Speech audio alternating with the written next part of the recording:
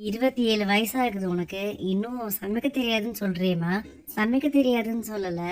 நெறைய பேருக்கு சமைக்க தெரியாதுன்னு தான் சொன்னேன். இங்க பாரு மதி, நம்ம 2 பேருக்கும் ஒரே வயசு தான். ஆனாலும் நீ என்ன அக்கான்னு தான் கூப்பிடணும். சுரேஷ கல்யாணம் பண்ணியிருக்காங்கல்ல, அவங்க அண்ணனை பார்த்து போயான்னு சொல்லிட்டாங்க. அதான் அண்ணன் இப்படி ஒரு மாரி இருக்காரு. யாரு? அழகுமதியா? ஆமா, அவங்கதான். ஹாஸ்பிட்டல்ல வச்சு அண்ணன் அவங்களுக்கு அட்வைஸ் பண்ணாரு. எல்லாத்தையும் அவங்க பொறுமையா கேட்டுட்டு கடைசியில போயான்னு சொல்லிட்டு போயிட்டாங்க.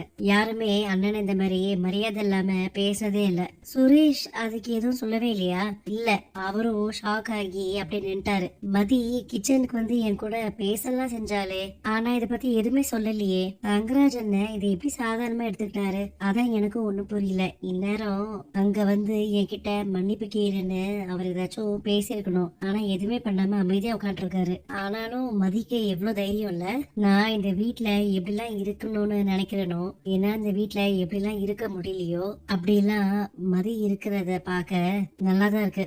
இந்த சுரேஷ் என் புருஷன் கூட சேர்ந்து இல்லாத ஆட்டம்லாம் போட்டான்ல, மதி அவனையும் கொஞ்சம் அடக்கி வைக்கட்டும். நீ பாட்டுக்கு பைக்கை நிறுத்த சொல்லிட்டு பாதி வழியில ஆட்டோ புடிச்சு போயிட்டே இருக்க. வழியெல்லாம் திட்டிகிட்டே வந்தா வேற என்ன பண்றது?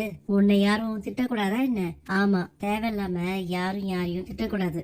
நீங்க பேசுறது எல்லாத்தையும் கேட்டுட்டு உங்க கூட வர்றதுல எனக்கு விருப்பம் இல்ல. அதான் ஆட்டோ புக் பண்ணிட்டு நான் போயிட்டேன். நீ எப்படி என் மாமாவை பார்த்து போயான்னு சொல்லலாம்? நான் எப்படி நடந்துக்கணும்னு அவர் எப்படி எனக்கு சொல்லலாம்? அவரு எனக்கு ரொம்ப முக்கியமானவர். அது மட்டும் இல்ல, இந்த வீட்டுக்கே அவரு ரொம்ப முக்கியமானவர். அவர்கிட்ட நீ மரியாதையா நடந்துட்டு தான் ஆகணும்.